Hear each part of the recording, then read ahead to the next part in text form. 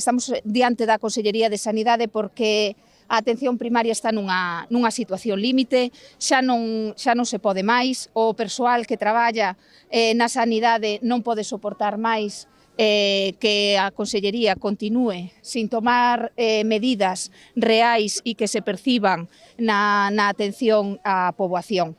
Esta folga está convocada para todas as categorías da atención primaria porque os problemas que afectan a atención primaria non son só para unha categoría, afectan a todas e a solución pasa por todas.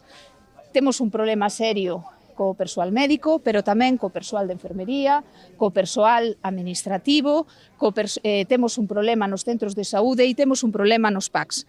Isto é xeral para toda a atención primaria. Vimos advertindo desde hai moitos meses o deterioro da atención primaria, pero isto xa naceu xa hai moitos anos e a Consellería en ningún momento, nin anterior, nin esta tomou medidas reais que mellorasen a situación e que de verdad fixeran que a atención primaria, que é a porta de entrada ao sistema, este nas condicións que merece estar, sobre todo pola poboación. Necesitamos medidas urxentes para mellorar as condicións de traballo e, polo tanto, as condicións nas que se atende ás persoas.